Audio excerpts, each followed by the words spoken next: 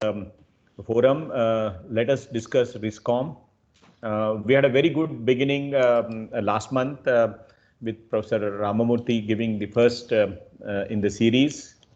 You all agree that the aim of the science and technology, the research that is being carried out by all of us, is to find solutions to the problems being faced by the society.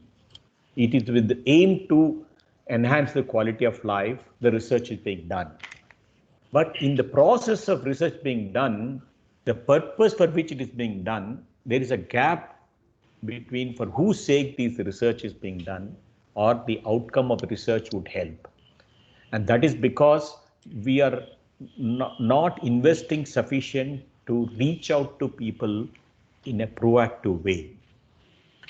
And that is the reason why we need to spend more effort in science communication and risk communication and to provide information to people so that they can take informed decisions on the technologies. Especially when it comes to newer technologies, it is more important and that we need to do ahead of the time. So this forum is created to have discussions on these topics, and I'm very happy to have the second in the series is being delivered by Professor Dinesh Srivatsava. Professor Dinesh Srivatsava is well-known researcher, but I will briefly introduce him for the benefit of those who are new to this forum. Professor Dinesh Srivatsava is currently Homi Bhabha Chair Professor at NIAS, and he had a very distinguished career with the Department of Atomic Energy. He was the Raja Ramanna Fellow of DAE. He was a distinguished scientist and Director of Variable Energy Cyclotron Center at Kolkata, Senior Professor at Homi Bhabha National Institute, and Honorary Professor at Amity University, Noida, and held several important visiting positions in abroad in other countries like Germany, USA, Canada, and South Africa for various durations. And is a fellow of National Academy of Sciences, India and the Indian National Science Academy. Has large number of papers, more than 150 of them, and several of them got awards. I think more importantly, he has passion for popular writing and has several books to his credit. Especially he's trying to reach out to young minds, especially school children. I recall he sharing a letter written by a school kid about after reading his book. So communicating to young minds is one of his passions. He gives a lot of lectures, writes to them, and of course he takes a mission to encourage young minds to pursue science as a career or research as a career. And it's very appropriate that he gives us this second lecture in the series. We thank Dr. Srivatsava for agreeing to deliver this talk. Welcome, Professor Dinesh Srivatsavaji. As mentioned to you, we have the half an hour or so you can share your thoughts on the topic. Then followed by two of our scholars, Nandagopan and Siddharth Sinha, have been thinking of interacting with you with some questions. Then after that, we'll open up the forum for the other participants. So welcome, and now the forum is for you. Professor Dinesh Srivatsava. Yeah. Okay, so thank you, Sai Baba. And thank you very much for inviting me to talk here. As I was just telling Professor Ramamurthy, this topic of why it is okay. Can you see the full screen now? Yes, we are. Okay. So I have decided to talk about risk perceptions of plague through millennia because it has evolved over the last several thousand years, and how it has evolved and how science has helped this evolution. So we all know that plague is an ancient disease. The plague virus is endemic in wild rats and spreads to domestic rats when the two come into contact due to a drought or a flood or a deforestation. We call a disease endemic if it is always around in a mild form. We call it epidemic if it is localized. And we call it pandemic if it spans many or all countries of the world. It is believed to have occurred in North Africa and the Middle East in ancient times. There are also indications from ancient DNA samples that existed in Europe as early as about 5,000 years ago. Some events described in the Bible indicate possible occurrence of a plague. The first plague, Great Plague epidemic, pandemic as it is called, which was reliably reported, occurred in 6th century AD during the reign of Byzantine Emperor Justinian I or first. It killed tens of thousands of residents, and the death became so frequent that it was brought about so quickly that authorities had trouble disposing of the bodies. Over the next 50 years or so, it spread to the Mediterranean and Persia. The Christian writers of that time, they attributed the plague to the wrath of God against a sinful world. The second plague pandemic is given the name the Black Death. And the Black Death was the deadliest pandemic recorded in human history and resulted in the deaths of up to 75 to 200 million people in Eurasia and North Africa.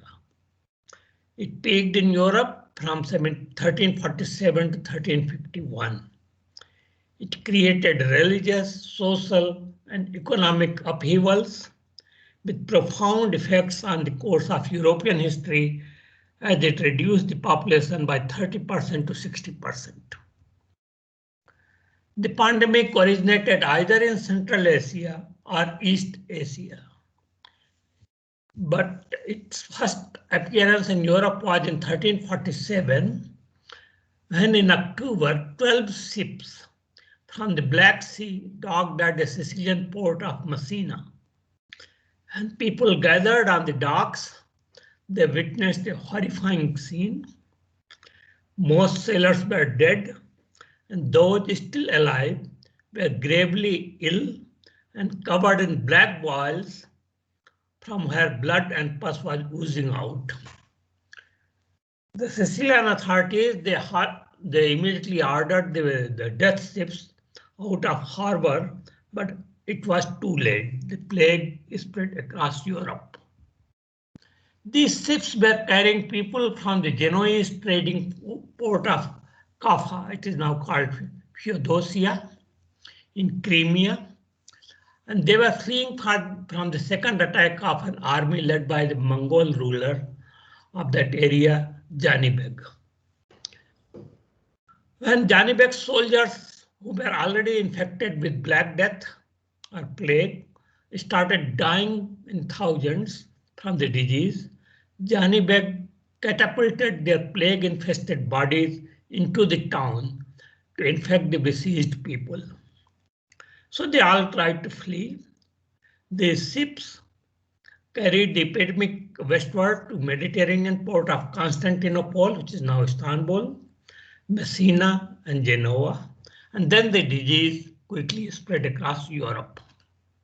This is Janibeg in 1375, and this is the fort of Kaffa now. At that time, no one knew what caused the disease, how did it spread, and what was the cure. Classic case.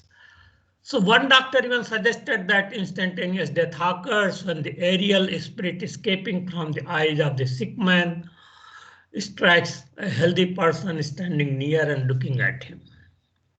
Some doctors used crude and even unhygienic methods, such as bloodletting and boil lancing, and superstitious practices such as burning aromatic herbs and bathing in rose water or vinegar.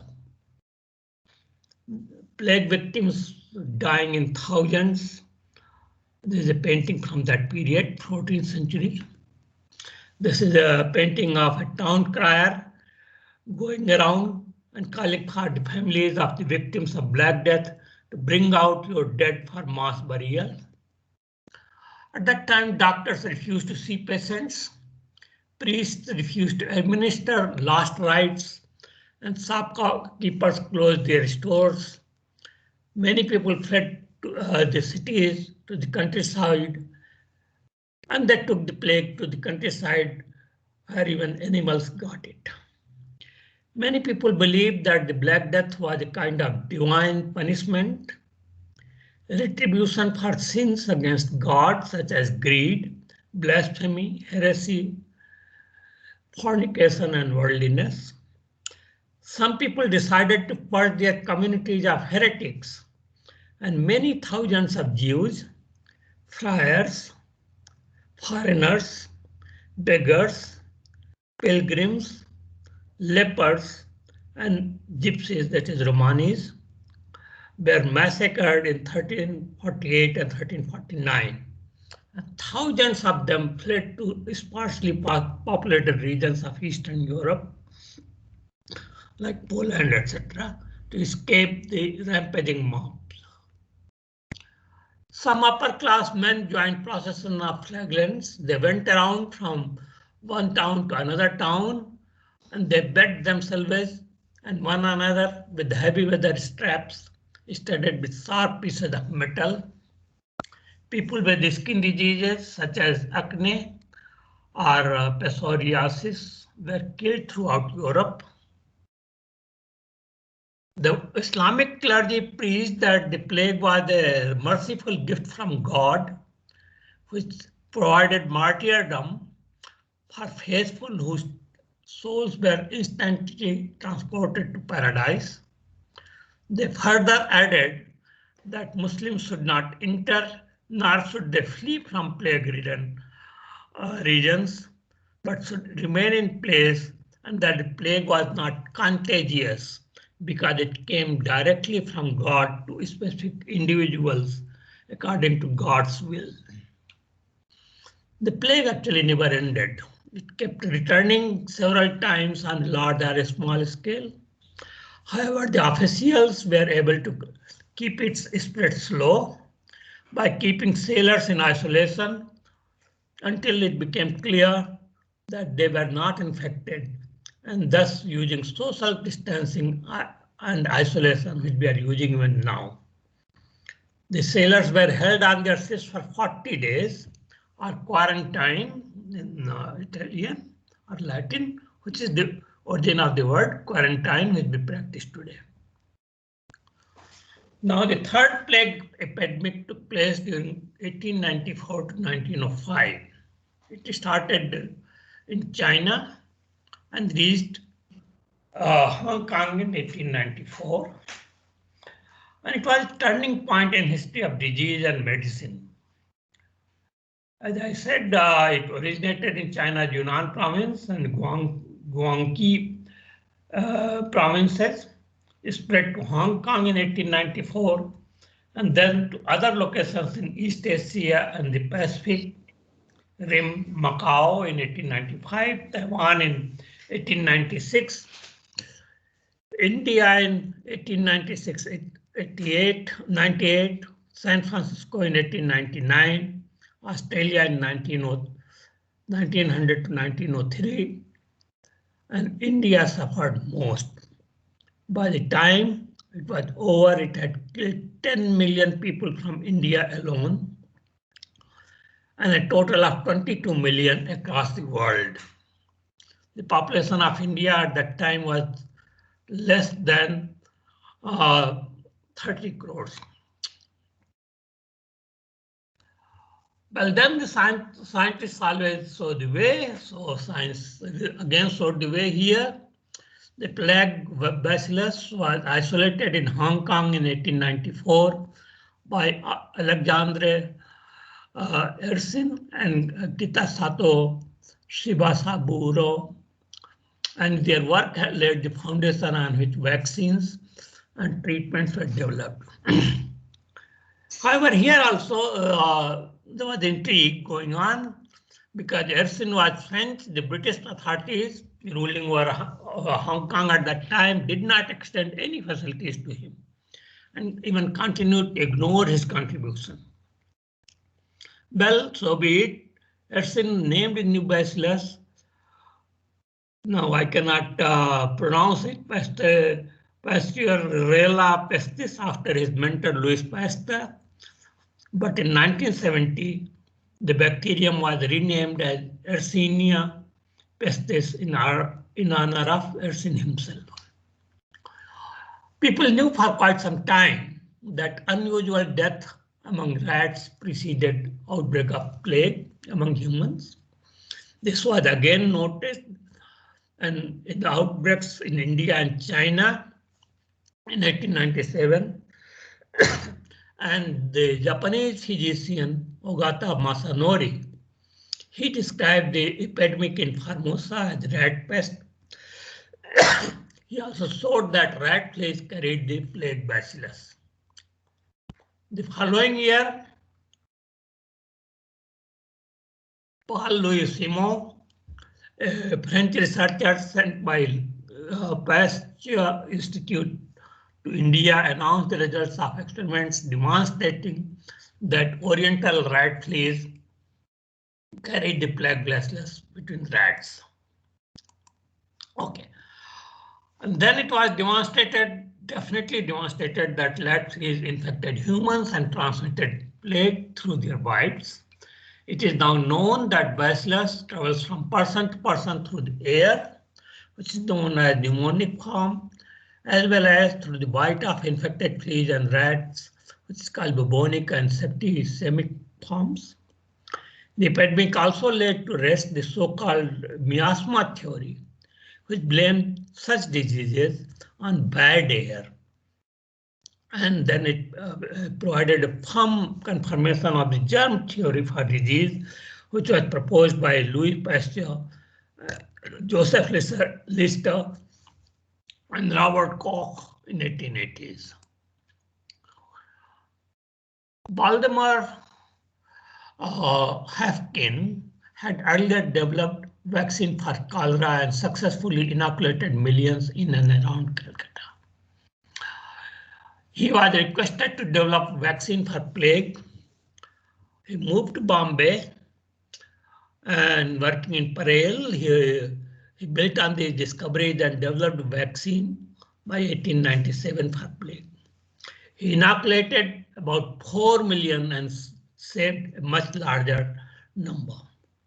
Beginning in 1930s, sulfur drugs and then antibiotics such as streptomycin or tetracycline, etc., gave doctors a very effective means of attacking the plague bacillus directly, and now it is under control.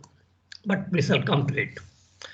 But again, let me tell you of a sad twist in the heroic tale of Haffkine. In March 1902, in a village in Punjab, 19 people died from tetanus and they were inoculated with Haffkine's vaccine.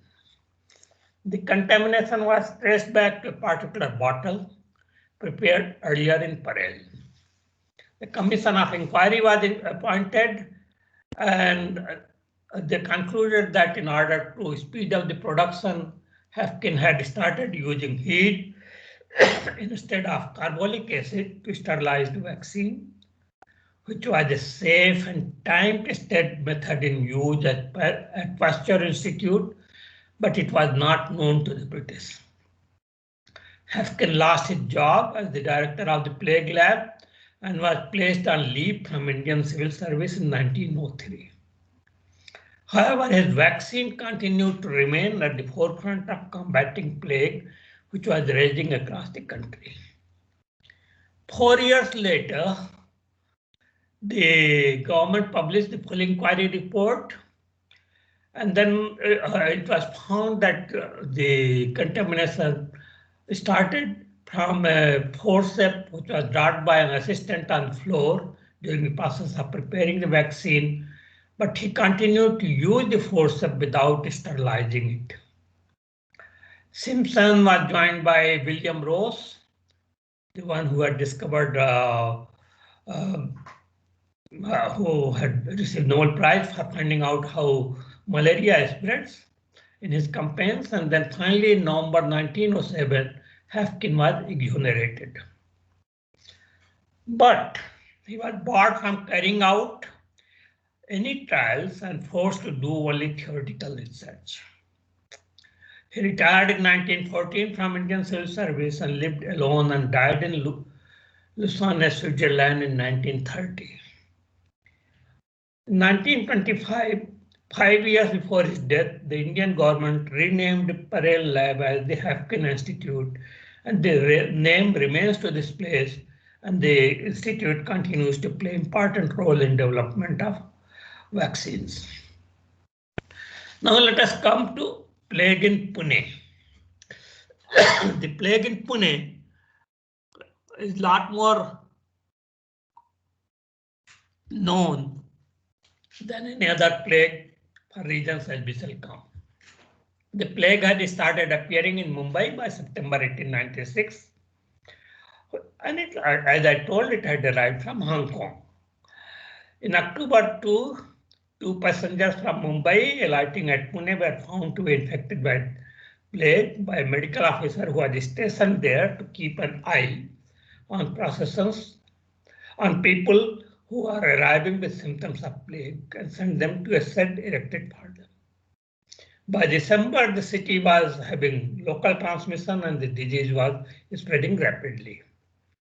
This epidemic lasted for well over 2 decades and continued about 10 million Indians between 1896 and 1980, as I told you before, and it went on spreading from one city to the other.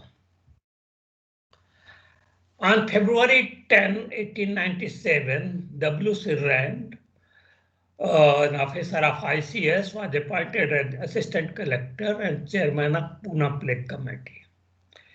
And Captain Beveridge, who had come from Hong Kong after fighting plague there, was asked to help him. Captain Beveridge suggested that the help of soldiers would be desirable in Pune, especially to search for sufferers from the plague, their removal to suitable hospitals, and the disinfection of plague-infested houses, as he had done in Hong Kong. It was also felt that the help of soldiers was needed because they were disciplined, they could be relied upon to be thorough and honest in their inspection, and because no Indian agency was available or could be relied on. Pune's population at that time was 1.61 lakh. In 1.61 lakhs, they could not find reliable Indians. In Hong Kong, they had really used brutal methods. They had in fact burnt down part of the town, which was believed to be affected by plague.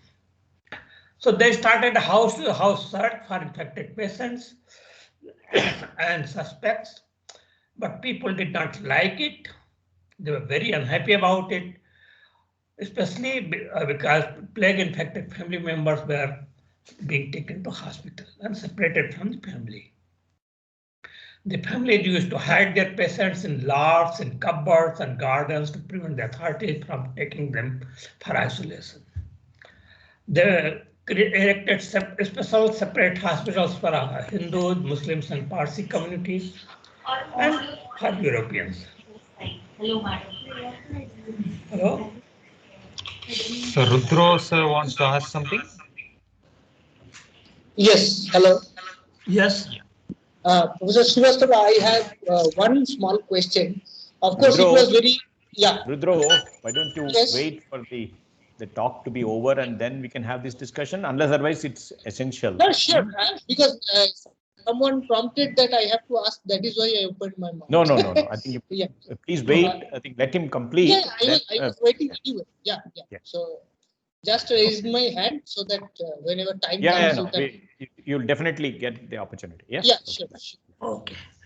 So there were similarly segregation camps that are set up for family members and other contacts of the plague patients, and they were kept under observation. This is one such Hindu plague hospital in Pune in 1898.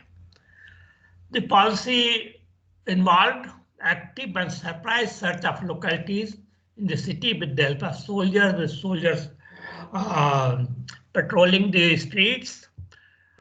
They were accompanied by natives for plague-infected patients, or the dead bodies and take them to hospitals or cremate the bodies. The houses where patients were found were cleaned, fumigated, and dug up to destroy rats and lime washed. Each house was searched 11 times. They would come back again and again to see that it is over. The British soldiers were also employed to make sure that no one from the infected area entered Pune, or plague suspects left the city or tried to smuggle out the dead bodies to escape testing by the authorities. There is one such cremation going on, mass cremation, as you can see. The Indians, however, took the entire exercise as reign of terror. There were complaints of destruction of property during searches, digging of a floor, etc., putting gallons of disinfectants and breaking opening of doors and taking away perfectly healthy persons, including neighbors and passers-by. There were also complaints that all the females are compelled to come out of their houses and stand before the public gaze in the open street and be there subjected to inspection by soldiers. The soldiers were said to behave disgracefully with native ladies, which of course was denied by the British. And I'll come to that again. The examination of bubonic plague involved checking of armpits and groins. During all this, Bal Gangadhar Tilak wrote in Maratha, his English newspaper, "Plague is more merciful to us than its human prototypes now, reigning the city." The tyranny of the plague committee and its chosen instruments is yet too brutal to allow respectable people to breathe at ease. His comments in Kesari, the Marathi newspaper, were more scathing, and I'll come to that. On June 22, 1897, Chapekar brothers Damodar, Balkrishna, and Vasdev shot dead Rand and Lieutenant Charles. Charles died immediately and Rand succumbed to his injuries on July 3rd. He had prepared a report on his efforts on containing the plague, but died before it could be submitted. These are the Chapekar brothers. Gopal Krishna Gokhale, who was a prominent political leader of the period, he visited England to appear before a commission and gave an interview to the Guardian on July 2, 1897. In the interview, he labeled serious accusations against the British soldiers, including violation of 2 women, one of whom is said to have committed suicide rather than to survive her shame. The Bombay Presidency government challenged Gokhale to prove them. After his return to India, Gokhale tried his best to gather evidence from persons who had written to him, but nobody was willing to come forward, especially in the light of severe crackdown in Pune following Rand's assassination, including the sedition case against Tilak. Unable to substantiate these claims, Gokhale published an unqualified apology to British soldiers, which was published by the Manchester Guardian and the Times of India on August 4. Let's come back to Bal Gangadhar Tilak. Bal Gangadhar Tilak had been publishing the Marathi newspaper Kesari since 1880s. On June 15, 1897, he published 2 articles. The first one was written in the name of Chhatrapati Shivaji, who lamented the fact that ruthless death moves about, spreading epidemics of disease in India. and that opportunities are availed of in railway carriages and women are dragged by the hand, which was possible allusion to plague infection at railway stations. The second article, published in his own name, heaped praise on Shivaji for killing Afzal Khan and cited Lord Krishna's teachings to Arjun in Srimad Bhagavad Gita. Rand, just look at the dates. Rand was shot by Chapekar brothers on June 22. Tilak was arrested on July 27 and charged with sedition and tried at Bombay High Court in September. There was Advocate General Basingland who appeared for colonial rulers. He told the jury that it was up to them to decide what effect Tilak's words had at a time when much excitement and distress existed. Excuse me, because of the famine and the measures undertaken by the government to prevent the spread of the plague. Justice Arthur Strachey had told the jury to remember that a man was free to condemn the government's attempt to suppress the plague. However, it was sedition, he continued, for a journalist to make his readers hate the government. Remember the word hate the government. He further added that if a person commented on government measures in violent and bitter language such that ignorant people at a time of great public excitement would become indisposed to obey and support the government, it amounted to sedition. Tilak was convicted and sentenced to 18 months in prison. In Britain, a speech was only considered seditious if it encouraged listeners to violently revolt against the government since 1832. In the Bombay High Court, on the other hand, Justice Strachey said the sedition means the absence of affection towards the government. That is, even making listeners hate the government was enough to be considered seditious. Many freedom fighters of India were to be jailed based on these rulings. Even though the Federal Court of India tried to change the sedition laws to those applied in Britain during the Second World War, it was turned down by the Privy Council in London.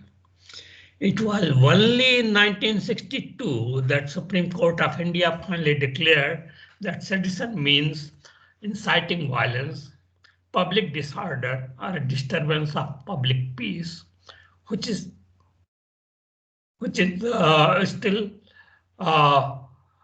sedition as we understand today. One side remark: just 2 days ago, we celebrated the birth anniversary of Savitribai Phule. She encouraged her adopted son, Dr. Yashwant Rao, to open a hospital for all, because untouchables were not able to go to those hospitals which the British had opened. Both died of plague while taking care of patients. Okay, now we come to the last part of the story, the plague in Surat in 1994. The Surat in Gujarat experienced breakout of pneumonic plague in August 1994. It is generally accepted that the plague had its origin in 1993 Latur earthquake, and most homes were abandoned with food grains inside. It led to destabilization of the population of domestic and wild rats, in whom the plague is endemic, as I had already told. Thus, the transmission of the plague progressed from wild rats to domestic rats to people. Reports of fleas following excessive death of rats came from the neighboring city of Bede, which were followed by death by suspected bubonic plague. It was followed by a flooding in Surat. Surat at that time was a dirty place. It had lots of open sewers and garbage lying around. So the open sewers of Surat put the bodies of many dead rats on the streets and in contact with people. And then there was Ganesh Chaturthi festival where thousands gathered to celebrate it, and it again spread the pneumonic plague. Confusion was created by misidentification about 6,000 cases of ordinary fever as plague by the authorities. Then reports came that villagers in Rajasthan tried to exterminate the rats. That may have led to even more cases, as fleas would have to abandon their rat hosts for humans. The pneumonic plague, and let me tell that the health minister of Gujarat is on record telling that there is nothing to worry, it is not bubonic plague, it is pneumonic plague. Not realizing that pneumonic plague spreads even more rapidly compared to bubonic plague, and the plague in Surat caused widespread panic. There was large-scale purchase of surgical masks. Don't smile, we have seen that.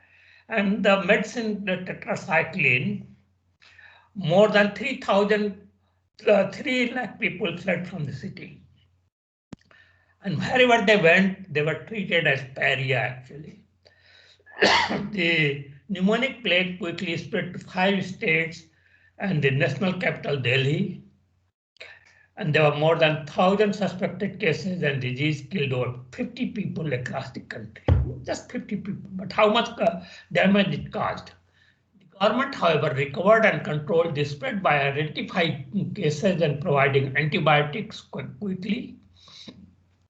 During this process, cargo was fumigated, ports were cleared of rats, and insecticides were spread over vast areas. Flights to India were cancelled. Those of you, some of you will remember that flights arriving in India and going out used to be fumigated at that time. Many flights from India to nearby Gulf regions were suspended. Some countries also put a hold on imports from India, and the loss was estimated to about 8 billion rupees. The city implemented massive infrastructure improvements, tearing down slums, covering sewers, constructing public pay toilets, and implementing fines for littering. In fact, what I have not said is, it is there. It was also improved its plans for emergency travel advisories and fired plenty of corrupt officials and disciplined ineffective city workers, include street sweepers who were never doing any job. By 1996, the city was just the cleanest in India and stays first or second cleanest city in India now. The plague of 1994 is considered to be a classic case of how a lack of coordination among government bodies can lead to a panic and enable the spread of diseases. It also tells how decisive steps implemented with clarity can quickly bring the situation under control, especially if the necessary medication is known and easily available. So, what are the lessons in risk communication? That was the instruction from Professor Sai Baba. So these are the lessons. Coming back to our present analysis, we note that the first and the second epidemics of plague were marked by complete lack of understanding. We did not know anything what was going on. Thus, the entire conduct of society was driven by superstition and unscientific procedures. The third epidemic took place at a time when the germ theory was taking shape. Modern means of investigation and medicines were emerging, and the importance of hygiene had been realized. It is still felt that communication by authorities about the seriousness of the situation and the procedures they were adopting could have resulted in a more enthusiastic support for their efforts. It is also worthwhile to remember that colonial authorities which handled the plague in Hong Kong and India are invariably distrusted by native. Natives never trust their colonial rulers. The information dissemination must be done by persons whom the population trusts. This is very important. Finally, there is no alternative to speedily finding effective cures using scientific methods and making it available to the masses quickly. This can only happen in an atmosphere of open discussion and sharing of information and knowledge across the world. We must not forget that it must have taken an enormous time and effort for persons associated with the Louis Pasteur Institute in Paris to travel to Hong Kong and India and work among the dying and identify the plague bacillus, the route of transmission of plague, and to develop the vaccine. To win the trust of people, Haffkine used to publicly administer the vaccine to himself. And he had learned it in Calcutta, of course in Calcutta. While working with the vaccine for cholera, he had gone to slums of Calcutta with Indian doctors. When he tried to go with British doctors, nobody came forward. So he started going with Indian doctors, and thus very effectively countering the distrust of Indians of colonial authorities. And once he started going with Indian doctors, people used to queue up in front of his place to get inoculated. With the advantage of hindsight, it looks that had the colonial authorities of Pune taken the elders of the society into confidence and taken their help in widespread communication of risks of the plague involved and advantages of steps being implemented, the outcome would have been less traumatic. As an aside, we realize that there is a very important message. We note that prejudices and racism invariably push us down. One of the reasons that Haffkine was treated with disgust was that he was Jewish. Okay, so with that, my formal part of the talk is gone. Professor Sai Baba had forwarded questions to me, 2 by Nandagopan and 2 by Siddharth. And by God, these are tough questions. I'll first answer this before asking Sai Baba to surrender me for pelting of stones. Okay, so what can be, first question Nandagopan asked is what can be some effective ways to compel people to take risks seriously when they are dismissive of facts, neglect the risk, and say they accept the risks as happened with COVID-19 pandemic. Should we resort to amplifying the message by exaggerating the consequences? My feeling, this is a very complex issue. My feeling, my gut reaction, I will say, is that exaggerating the consequences will create a panic, which is a lot more disastrous. Panic was created. You cannot compel people, you can only explain to them. I remember that in our institute on Science Day, we used to give one demonstration to children to tell that liquid nitrogen can burn.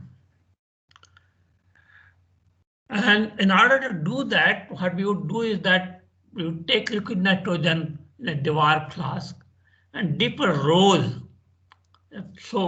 flower in it and take it out. And then you hit it on a table, it will scatter like glass. And then we could tell them that if you are dipped in liquid nitrogen like this, and if we drop you on floor, you will scatter like this. Now that children whosoever have attended, they don't forget. We have to hone our skills of communicating risks. We have to explain to them We have to explain, try and try and try again. Compelling will not work. Exaggeration will create panic. Then the next question is, that is my feeling. Can we measure risk, safety perceptions fading over time? How can we tweak communication strategies to reinforce messages of caution and assurance? One of the reasons I chose plague for this is that, look, this has continued over last 2000 years. Everything was known in India in 1897. The situation of uncertainty continued for 2 decades. At any time you let down your guard, you were in danger. We have to explain that. That is why you keep reading history, so that you can don't repeat those mistakes. So communication strategies should also involve telling people that, look, this is what happened, because people were letting down their guard. And assurance is only scientific. You will remember, okay, we can come to that again. Siddharth asked, what can be learned from risk communication related to health and safety to risk communication regarding technologies such as nuclear energy? Is it the same or different? Very interesting question. And I wish I knew the correct answer. But again, I'll tell you my gut feeling. After all, why people are afraid of nuclear energy? They think that there will be a radiation leak, and then they will get sick, and they may get children having tails or horns or some such thing. That is also a health risk. So communication related to health and communication related to nuclear energy, which is also related to health, are the same. It is not different. It is only the perception. Okay.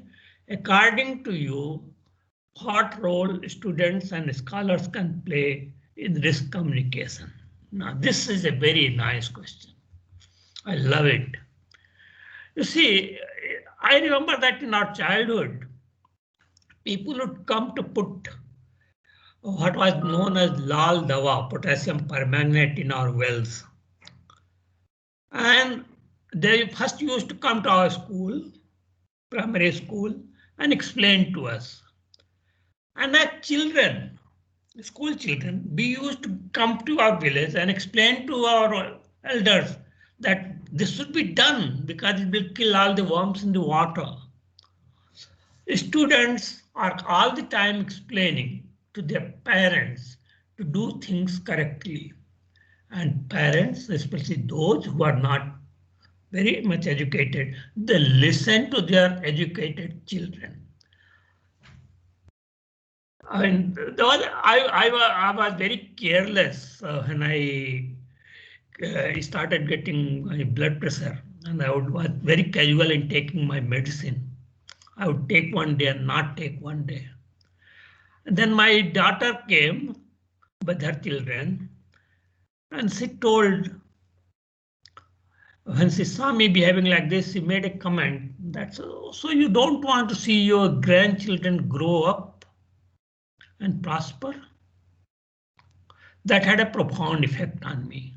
I became very regular, and thank God we have remained reasonably well now. So children, students, and scholars, they have a very important role because they are educated. People trust them. They can you can argue with them. You can tell your parents, you can tell your neighbors, you can explain to them. They trust you. Don't think that they don't trust you. They trust you. You have a very important role. And with that, I will stop. And thank you for listening to my buck.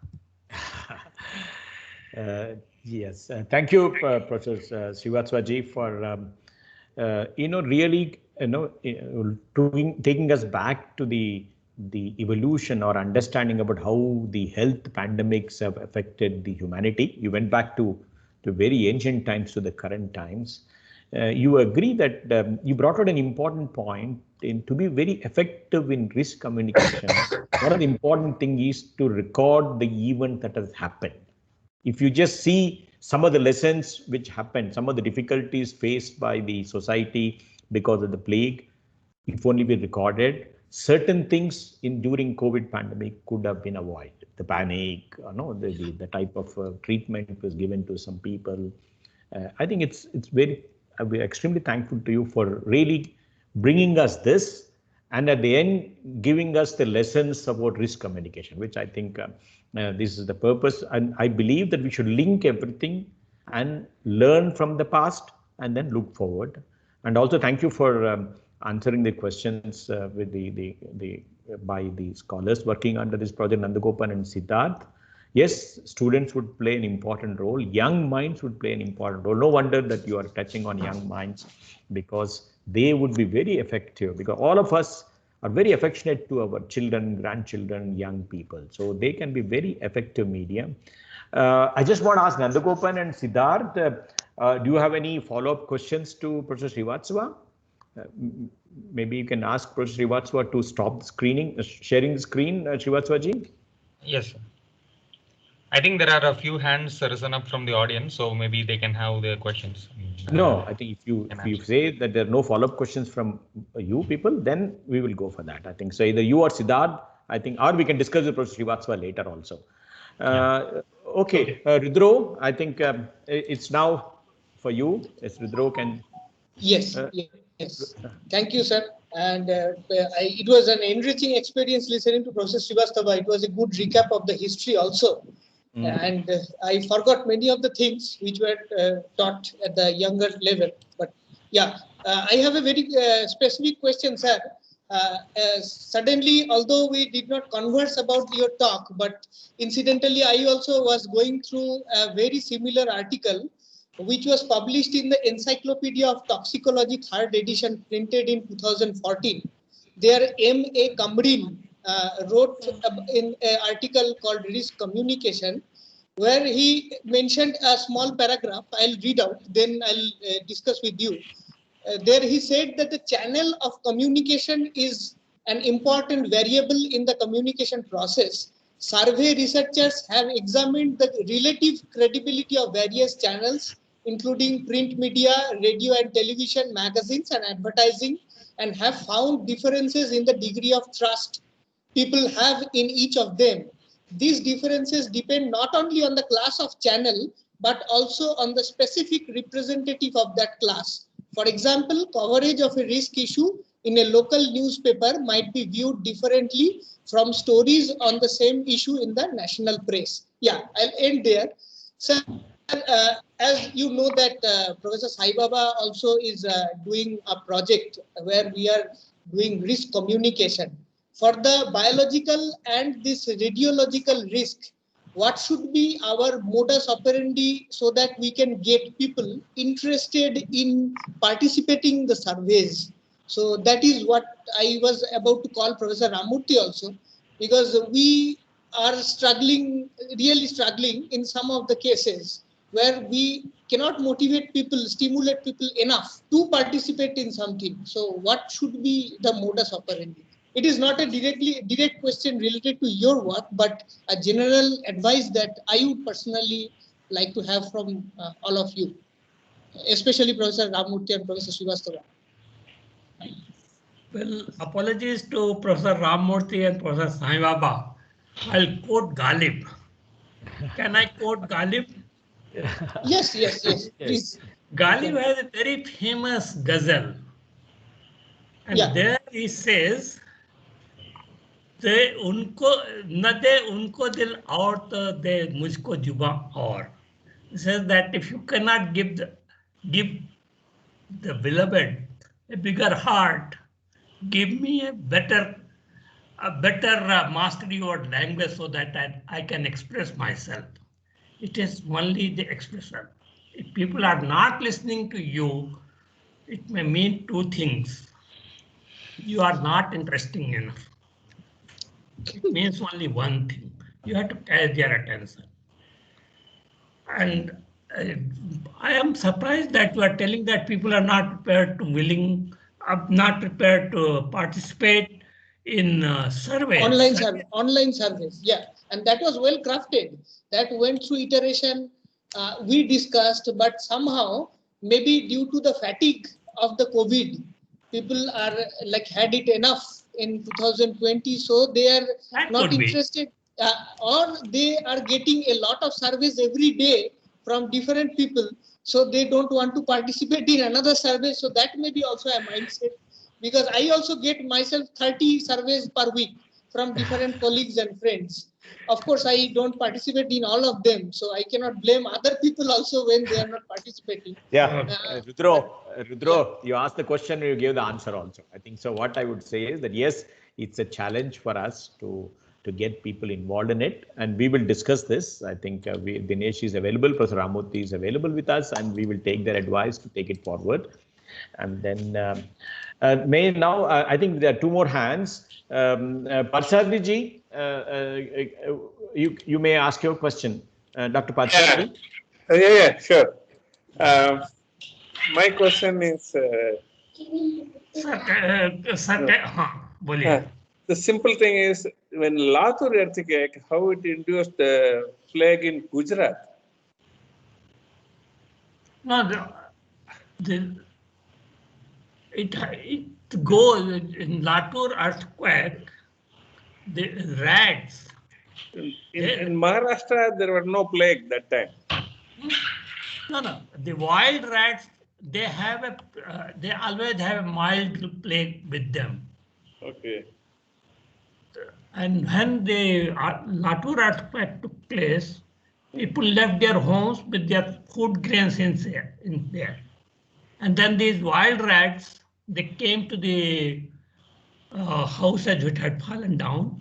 They mixed with domestic rats. They passed it on to the domestic rats, and from there it came to people. Then it went to Bede, and from Bede it went to Surat. Okay. The second question I have is, in that case, what's the plague cases in Bikaner, Rajasthan, where there is a temple for rats? People worship many rats. Is there any case? To best of my knowledge, there are no plague cases reported from there. Yeah, I knew this was coming, and I have no answer for that. Yeah. Am I clear? It is quite likely that those rats which are there, they may be free from plague. Okay. Yeah, Harshda, you can ask your question. See, Harshda is a student of science communication. She's interning with us. So yeah, Harshda. Please. Thank you, sir. Ask your question.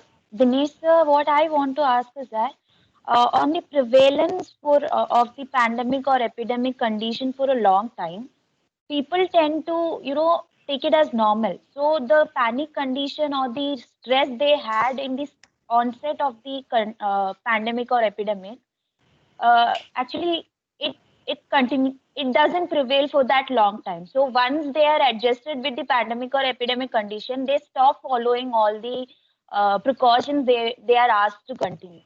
So now in the COVID condition as well, they stop using masks. They say if it comes, let it come. So how much of a risk is that? It's also a risk. They think one person doesn't wearing a mask on their own willing is not going to create an issue, but actually that is an issue. So it's a risk. What is the risk? How do we cope up with that? Yeah, thank you for raising this question. And this bothers us as we see on television people going around. In fact, that keeps us at home. We are not able to go out because when we go out, we see people violating all rules. And we are in the vulnerable age. There is a railway slogan which says that the moment you let down your guards, accident takes place. infection is an accident, and it can affect anybody. You see, I mean, this COVID, for example, it has affected everybody. Like plague had also affected everybody. It did not single out one particular community or one group of one particular place. It affected everybody from the rich to poor, and from all the communities also, even though they had separate hospitals in Pune at that time. So once there is a pandemic, it will affect it can affect anybody. Anybody can get infection. And if he's not, if he does not have immunity, he is going to get sick. Now, if people do tend to have fatigue, and it is this fatigue which ultimately makes us weak and vulnerable.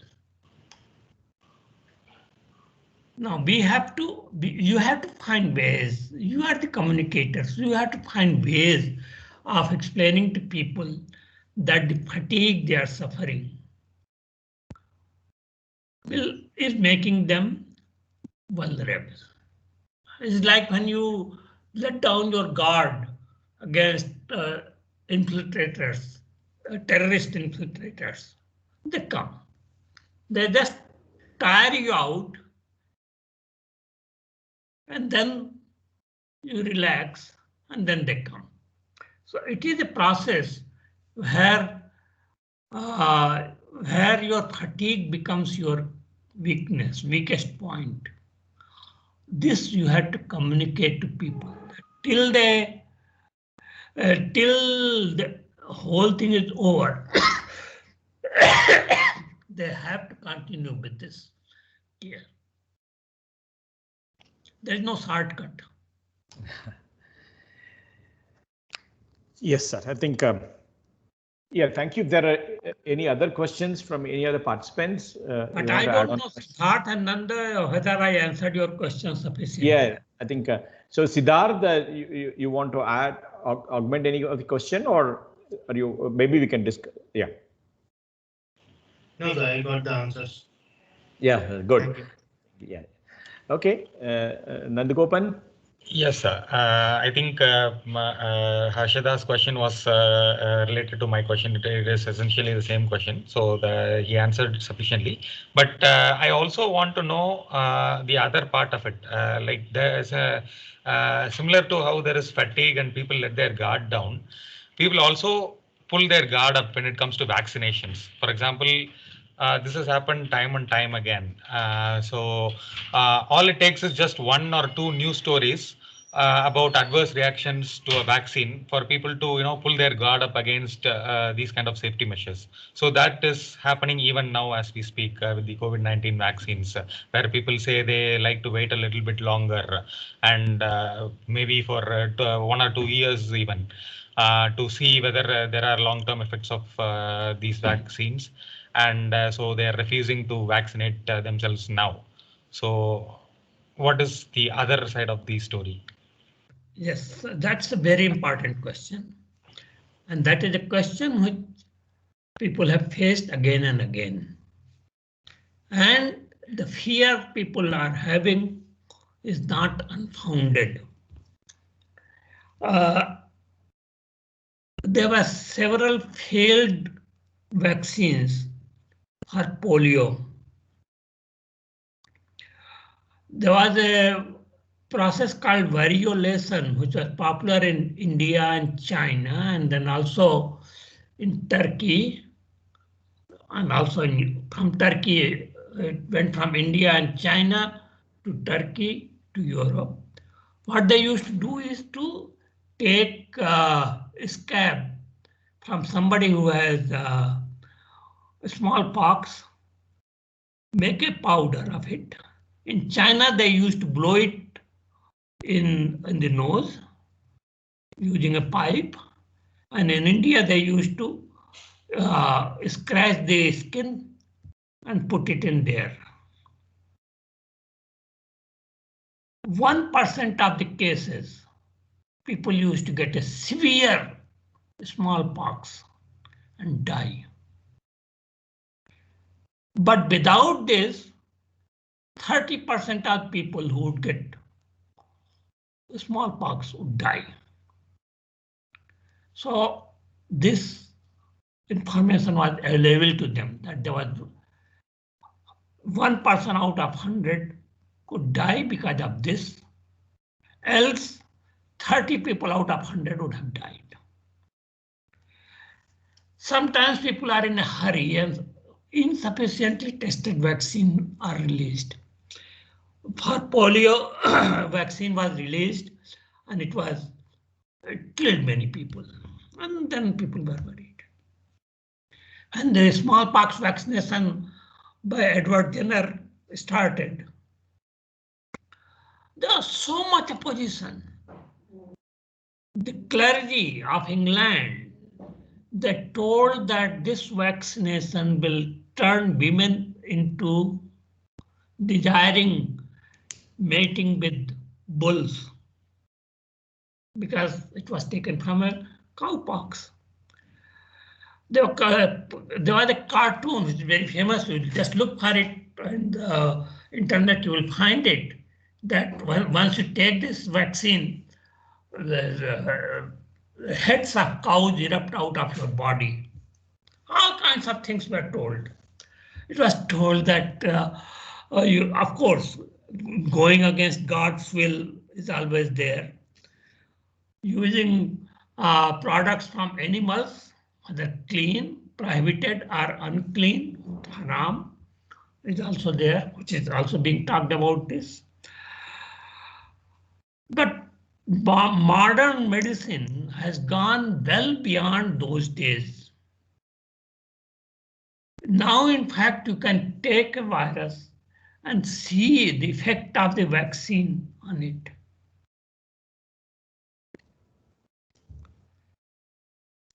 And check it. But earlier it was not there with genome sequencing and all. The very reason that vaccine could be developed so quickly is because of all the information you had. Yes, even now, the smallpox vaccine can kill 1 in a million. The vaccine for several, they can kill 1 million. Now, I suppose 1 in a million is not as bad as several thousand dying in a million without the vaccine. People have to understand, and it has to be explained to them, कि तो किसी को हो सकता है. But now, if medicine is practiced more cautiously with all the precautions, it should be possible for you to know whether this vaccine will cause you any damage or not. And in fact, all the cases, there are also explanations of why somebody is having a bad effect of vaccine. So those things have to be studied. Yeah. Yeah. So okay. More information, more information, more information. Yeah. And scientific information. I think Professor Mahalingam wants to ask a question, and I will. Yes. I cannot go away without answering her question. Yes. Yeah, Dr. Sudha. Yeah. Yes. Thank you, Professor Srivastav. You know, in the initial days camera to kholiye, khol diya. In the initial days of COVID, the deaths were far more numerous than they are now. And I read in New Yorker sometime in March by Siddhartha Mukherjee, that famous doctor who wrote Emperor of Maladies, that the ventilators themselves are causing a lot of deaths. And ventilated certainly does scar your lung tissue. And those who've been on ventilator once can never really recover completely, and they always have breathing difficulties throughout their life. So although medicine has advanced so much, as you say, I agree, but how did doctors make this cardinal mistake of killing a lot of people just by installing ventilators, putting them in whatever, intubating them in the initial days of COVID? Now I think that is reduced quite a lot. I lost a very dear friend, Professor Hari Vasudevan, a famous historian, just because of ventilator. He had no comorbidities. On the other hand, in recent days, we find a lot of people who have been afflicted by COVID have recovered quite, and they are back to their normal lives, maybe in 10 days' time, at the most 2 weeks' time. In my own family, 2 members got infected, but they are back to normal now. So I think to place that kind of confidence in the medical fraternity, I think I would be a little cautious about that, in spite of all the advances in science and medicine. Okay, that's a very tough question. What alternative do we have? Should we place our trust in those people who are telling us to take urine of cow and cow dung? At least these people have some. You see, science, if it is practiced properly, has a fantastic quality. The fantastic quality of science is self-correcting ability. We correct ourselves. Only scientists, others don't. They would go on. COVID is going down. Very soon you will have re-emergence of all these people giving you all the gyan again. The COVID kept them down. Yes, when nothing is known, people will try to solve problems on basis of what they knew. The example I gave of handling plague in Hong Kong and in India was based on their understanding that it was caused by miasma, which is bad air coming from rotting vegetation and unclean places. So they went on cleaning, which was perhaps not even necessary because people were living there. Had they known that germs were the cause of this. In fact, the ruler of the chief ruler of Hong Kong at that time, the chief administrator, even though when it was proved that it is not because of miasma but because of flea bites, he continued to say that fleas will not come unless there is miasma. Therefore, he continued to believe in his theory of miasma. People take a little time to adjust, but yes, whenever an unknown disease erupts, doctors would try to solve it on the basis of whatever they know.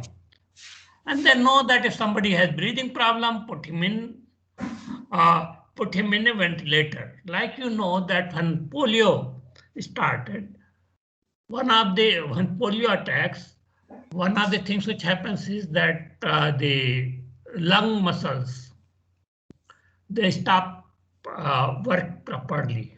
Those are affected. So in the beginning in America, they used to put people in what they call iron lung, which is what ICUs are now, in which and some people used to get cured very quickly within a week or so, and some people spend almost a year.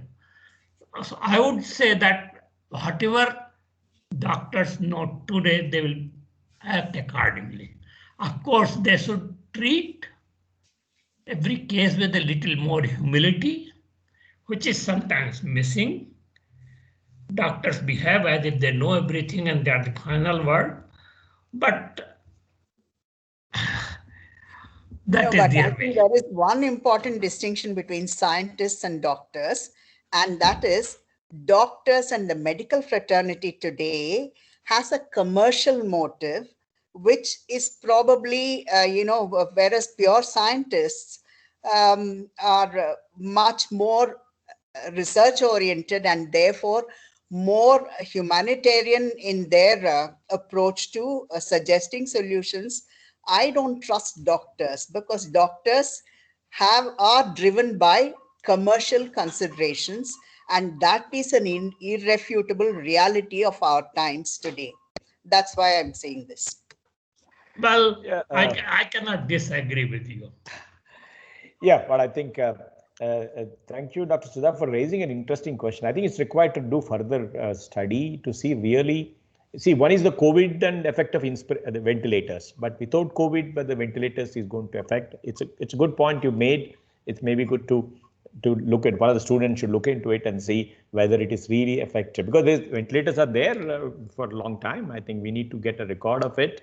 I think I want to end by saying that doctors are doing wonderful job now during the COVID time, and the health workers are doing really good time and good contributions. I think yes, the commercial aspect of this thing which you touched upon, I agree with you. But then let's, at this time, I think is the time to appreciate our health workers and the doctors which will be there.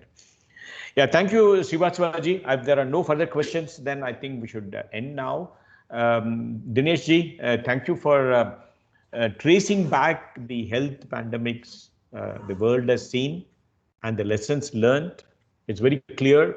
There's a lot of work for science communication enthusiasts in terms of recording, in terms of looking back what has happened and lessons that are learned, what could have been done differently, and of course the current live example of COVID pandemic, how we are doing it. And if you just see any news channel now, there are a lot of things are being discussed now. Even somebody going into even giving a party name to the vaccine that is coming out of India. So I guess there are a lot of work which we need to do. Thank you for sharing your whatever you gathered and advice. And also I thank all the participants for their active participation, and we look forward to our continued interaction. Next time. Professor Srivastava, yes, sir. Your choice of slide background is very good, and this yellow and red combination you should preserve, because this gives an impression that it comes out of an old library preserved document. So that has become your signature. I am seeing that for past 3-4 presentations you are using this background, and I have been using it for last several years after experimenting with the projections. You see, I used to see that my slides look very nice on the laptop, but when projected, they could not be read. No, they are very soothing. I also saw in our conference hall. Combination comes out very clearly on the projection, and that is how I yes. Anyway, let me end by Rudro. I was thinking that Dinesh is choosing the red because of the plague and the fear of the plague. I was thinking. No. Otherwise, it was very impactful background. I was just thinking that a soother background would have done it, but then you can see people can have different views by looking at the same thing. My daughter always says that I should not use the red background because it means danger. Yes. Sometimes left can come back in Bengal, so you should keep hope alive. Rudro, we will take this discussion offline. From Bengal, it was Sonar Bangla. Let us take this discussions offline, I think, or a cuppa. We will probably continue this. So let me thank all of you once again. Next month we'll come again. Yes, next time we'll come again. We will keep you informed ahead of time. Please join us. Please spread this information about this forum so that I would like more and more students and researchers working on risk and science communication to join. Thank you all. Thank you, Srivastavaji. And thank you for all for participating. Thank you. Yeah. Thank you, sir. Okay, Nandagopan, you would end. Everybody can leave the meeting. Yeah. Okay.